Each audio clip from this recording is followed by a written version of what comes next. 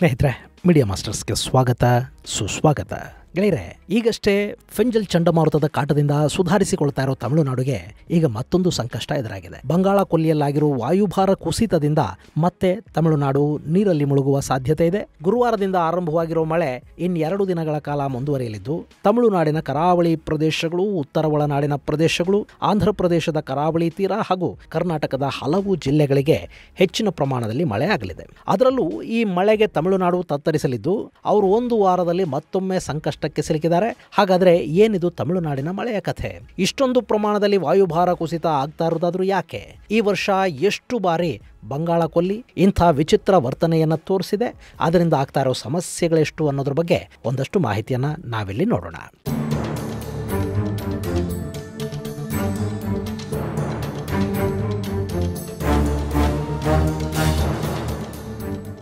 ಗೆಳೆಯರೆ, ತಮಿಳುನಾಡಲ್ಲಿ ಮತ್ತೆ ಮಳೆ ಅಬ್ಬರಿಸ್ತಾ ಇದೆ. ಚೆನ್ನೈ, ಕಾಂಚೀಪುರಂ, ತಿರುವಳ್ಳೂರ್, ಚೆಂಗಲ್ಪಟ್ಟು, ತಿರುವಣ್ಣಾಮಲೈ, ಕಲಾಕುರುಚಿ ಸೇರಿದ ಹಾಗೆ ನಾನಾ ಭಾಗಗಳಲ್ಲಿ ಭಾರೀ ಪ್ರಮಾಣದಲ್ಲಿ ಮಳೆ ಸುರಿತಾ ಇದೆ. ಇನ್ನು ನಾಗಪಟ್ಟಣಂ, ತಿರುವರೂರು, ಮೈಲಾದುತ್ತರೈ, ಕಡಲೂರು, ತಂಜಾವೂರು, ತಿರುಚಿ, ಪೆರಂಬಲೂರು, ಅರಿಯಾಲೂರು ಮತ್ತು ಪುದುಕೊಟ್ಟೈಗಳಲ್ಲಿ ಕೂಡ ಹೆಚ್ಚಿನ ಪ್ರಮಾಣದ ಮಳೆ ಆಗ್ತಾ ಇದೆ. ಹೀಗಾಗಿ ಗುರುವಾರ ತಮಿಳುನಾಡಿನ ಸಾಕಷ್ಟು ಜಿಲ್ಲೆಗಳಲ್ಲಿ ಶಾಲಾ ಕಾಲೇಜುಗಳಿಗೆ ರಜೆ ಘೋಷಿಸಲಾಗಿತ್ತು. ಇನ್ನು ಈ ಮಳೆ ಡಿಸೆಂಬರ್ 13ರವರೆಗೆ ಇರುತ್ತೆ.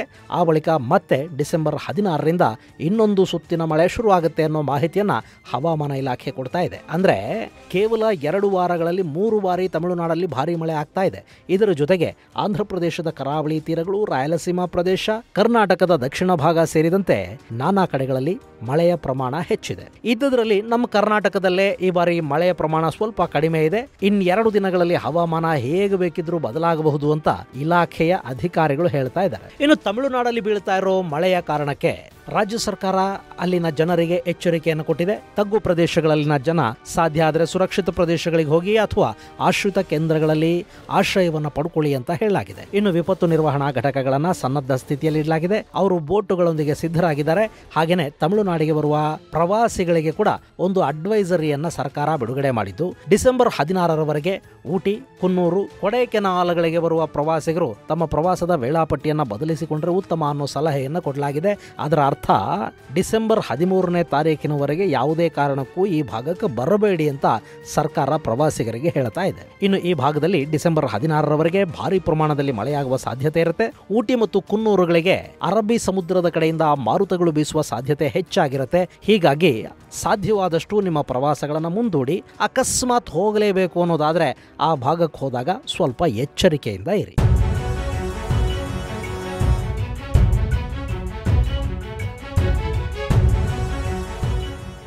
ಇನ್ನು ಬಂಗಾಳ ಕೊಲ್ಲಿಯಲ್ಲಾಗಿರುವ ವಾಯುಭಾರದ ಕುಸಿತದಿಂದ ಕೇರಳದ ಸಾಕಷ್ಟು ಜಿಲ್ಲೆಗಳಲ್ಲಿ ರೆಡ್ ಅಲರ್ಟ್ ಹಾಗೂ ಆರೆಂಜ್ ಅಲರ್ಟ್ ಅನ್ನು ಘೋಷಣೆ ಮಾಡಲಾಗಿದೆ. ಪಟ್ಟಣಂತಿಟ್ಟ, ಎರ್ನಾಕುಲಂ, ಇಡುಕಿ ಜಿಲ್ಲೆಗಳಿಗೆ ರೆಡ್ ಅಲರ್ಟ್ ಘೋಷಣೆಯಾಗಿದೆ. ಇಲ್ಲಿ ಭಾರಿ ಪ್ರಮಾಣದ ಮಳೆಯಾಗುವ ಸಾಧ್ಯತೆ ಇದೆ. ಹೀಗಾಗಿ ಶಬರಿಮಲೆಗೆ ಹೋಗುವ ಭಕ್ತರು ಸ್ವಲ್ಪ ಎಚ್ಚರಿಕೆಯಿಂದ ಇರಬೇಕಾಗುತ್ತೆ. ಇದರ ಜೊತೆಗೆ ತಿರುವನಂತಪುರಂ, ಕೊಲ್ಲಂ, ಕೊಟ್ಟಾಯಂ ಹಾಗೂ ಆಲಪ್ಪುಳಗಳಿಗೆ ಕೂಡ ಆರೆಂಜ್ ಅಲರ್ಟ್ ಅನ್ನು ಕೊಡಲಾಗಿದ್ದು, ಈ ಭಾಗದಲ್ಲಿ ಕೂಡ ಹೆಚ್ಚಿನ ಮಳೆಯಾಗುವ ಸಾಧ್ಯತೆ ಇರುತ್ತೆ. ಹಾಗೇನೆ ಆಂಧ್ರ ಪ್ರದೇಶದ ಕೆಲ ಜಿಲ್ಲೆಗಳಲ್ಲಿ ಈ ಬಾರಿ ಭಾರಿ ಮಳೆಯಾಗಲಿದ್ದು, ಇನ್ನು ಕೆಲ ಜಿಲ್ಲೆಗಳಲ್ಲಿ ಸಾಧಾರಣ ಮಳೆ ಬೀಳುವ ಸಾಧ್ಯತೆ ಇರುತ್ತೆ. ಈಗಾಗಲೇ ಪ್ರಕಾಶಂ, ಕಡಪ, ತಿರುಪತಿ, ಚಿತ್ತೂರು, ಕರ್ನೂಲು, ಅನ್ನಮಯ್ಯ, ನೆಲ್ಲೂರು, ನಂದ್ಯಾಲ, ಅನಂತಪುರ ಮತ್ತು ಸತ್ಯಸಾಯಿ ಜಿಲ್ಲೆಗಳಲ್ಲಿ ಮಳೆ ಶುರುವಾಗಿದೆ. ತಿರುಪತಿ, ನೆಲ್ಲೂರು, ಚಿತ್ತೂರುಗಳಲ್ಲಿ ಮಳೆಯ ಪ್ರಮಾಣ ಹೆಚ್ಚಾಗಿರುತ್ತೆ. ತೆಲಂಗಾಣದ ಕೆಲ ಭಾಗಗಳಲ್ಲಿ ಚದುರಿದಂತೆ ಮಳೆ ಆಗಲಿದೆ ಅನ್ನೋ ಮಾಹಿತಿಯನ್ನ ಹವಾಮಾನ ಇಲಾಖೆ ಕೊಡ್ತಾ ಇದೆ. ಇನ್ನು ಕರ್ನಾಟಕಕ್ಕೆ ಕೂಡ ಈ ವಾಯುಭಾರ ಕುಸಿತದ ಎಫೆಕ್ಟ್ ಇದೆ. ಹಾಗೂ ಇಲ್ಲಿ ಏನು ಭಾರಿ ಪ್ರಮಾಣದಲ್ಲಿ ಮಳೆ ಆಗದೇ ಇದ್ರೂ ಡಿಸೆಂಬರ್ 15ರವರೆಗೆ ಮೋಡ ಮುಸುಕಿದ ವಾತಾವರಣ ಇರುತ್ತೆ.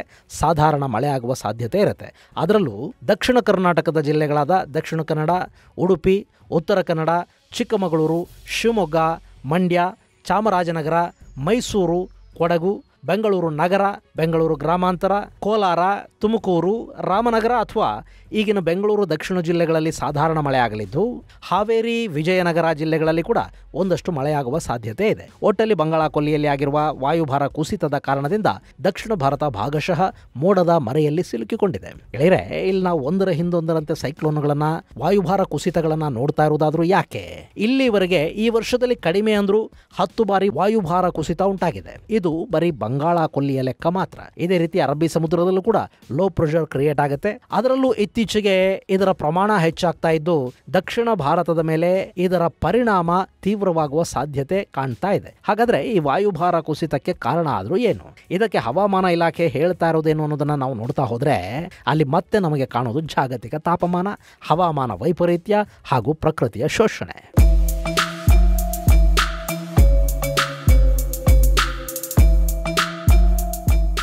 ಗೆಳೆಯರೆ, ಇತ್ತೀಚಿನ ವರ್ಷಗಳಲ್ಲಿ ಭಾರತದಲ್ಲಿ ಭಾರಿ ಮಳೆ ಆಗ್ತಾ ಇದೆ. ಹಾಗೇನೆ ಇದ್ದಕ್ಕಿದ್ದಂತೆ ಬರದ ಪರಿಸ್ಥಿತಿ ಕೂಡ ನಿರ್ಮಾಣ ಆಗ್ತಾ ಇದೆ. ನೀವು 2020ರಿಂದ ಇಲ್ಲಿವರೆಗೆ ಅಂದ್ರೆ ಕಳೆದ 4 ವರ್ಷಗಳ ಮಳೆ ಹಾಗೂ ಬರದ ಪರಿಸ್ಥಿತಿಯನ್ನು ಒಮ್ಮೆ ಗಮನಿಸಿ ನೋಡಿ. ಸಕಾಲದಲ್ಲಿ ಬರಬೇಕಾದ ಮಳೆ ಅಕಾಲದಲ್ಲಿ ಬರ್ತಾ ಇದೆ.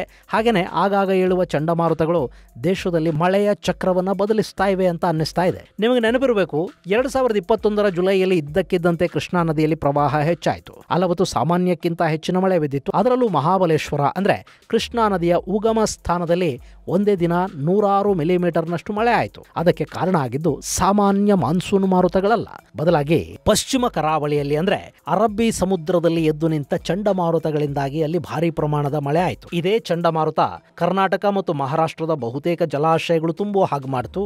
ಅಲ್ಲಿ ಭೀಕರ ಪ್ರವಾಹ ಉಂಟಾಯಿತು. ವಾರಗಟ್ಲೆ ರಾಷ್ಟ್ರೀಯ ಹೆದ್ದಾರಿಗಳು ಬಂದಾದವು.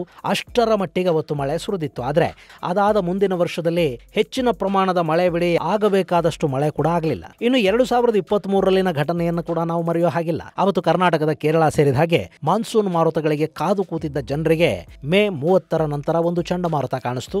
ಆ ಚಂಡಮಾರುತದ ಕಾರಣದಿಂದ ಮೊದಲ 2 ದಿನ ಭಾರಿ ಮಳೆ ಆಯಿತು. ಆದರೆ ಆ ನಂತರ ಇಡೀ ಮಾನ್ಸೂನ್ನ ಚಕ್ರ ಬದಲಾಗಿ ಹೋಯಿತು. 2023ರಲ್ಲಿ ಸರಿಯಾದ ಪ್ರಮಾಣದ ಮುಂಗಾರು ಮಳೆ ಸುರಿಯದ ಕಾರಣದಿಂದ ಆ ವರ್ಷ ದಕ್ಷಿಣ ಭಾರತ ತೀವ್ರ ಬರವನ್ನು ಎದುರಿಸಬೇಕಾಗಿ ಬಂತು.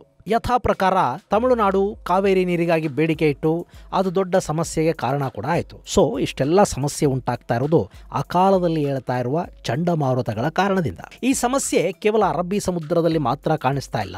ಇತ್ತೀಚೆಗೆ ಬಂಗಾಳ ಕೊಲ್ಲಿಯಲ್ಲಿ ಕೂಡ ಚಂಡಮಾರುತಗಳ ಸಮಸ್ಯೆ ಹೆಚ್ಚಾಗ್ತಾ ಇದೆ. ಈ ರೀತಿಯ ಚಂಡಮಾರುತಗಳು ಹೆಚ್ಚಾದಾಗ ಭಾರತದ ಪೂರ್ವ ಕರಾವಳಿ ತೀರದ ರಾಜ್ಯಗಳು ದೊಡ್ಡ ಮಟ್ಟದಲ್ಲಿ ಸಮಸ್ಯೆಗೆ ತುತ್ತಾಗುತ್ತವೆ.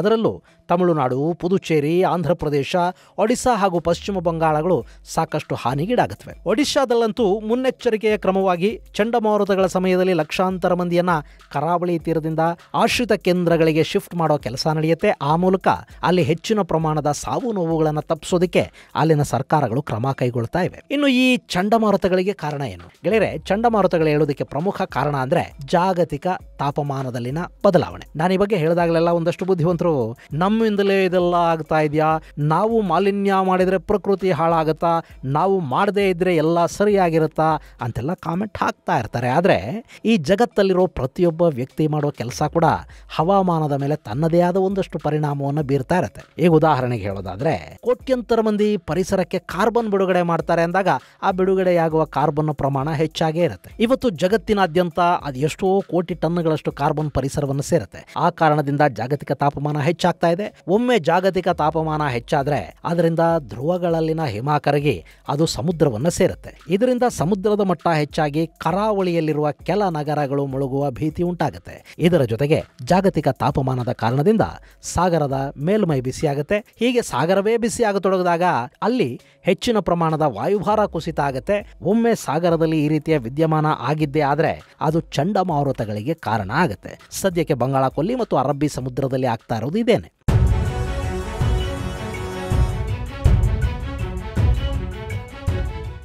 ಈ ವರ್ಷ ಬಂಗಾಳ ಕೊಲ್ಲಿಯಲ್ಲಿ 10ಕ್ಕೂ ಹೆಚ್ಚು ಬಾರಿ ವಾಯುಭಾರ ಕುಸಿದಿದೆ. ಕೆಲ ಚಂಡಮಾರುತಗಳು ಕೂಡ ಕಾಣಿಸ್ಕೊಂಡಿವೆ.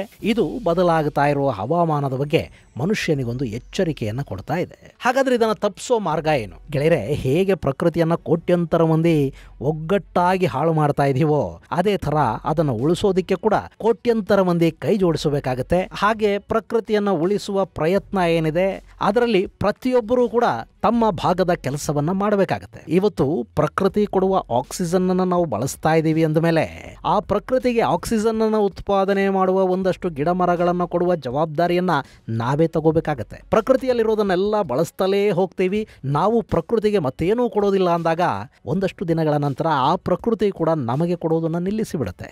ಅವತ್ತು ನಾವು ಇಲ್ಲದೇ ಇರಬಹುದು, ಆದರೆ ಕೋಟ್ಯಂತರ ರೂಪಾಯಿ ಆಸ್ತಿಪಾಸ್ತಿಗಳನ್ನು ಮಾಡಿ ಮಕ್ಕಳನ್ನು ಮಾಡಿ ಅವರನ್ನ ಆಸ್ತಿಪಾಸ್ತಿಗಳ ಸಮೇತ ಈ ಜಗತ್ತಿಗೆ ಭೂಮಿಗೆ ಬಿಟ್ಟು ಹೋಗಿರ್ತೀವಲ್ವಾ, ಸುಖವಾಗಿರ್ಲಿ ಅಂತ.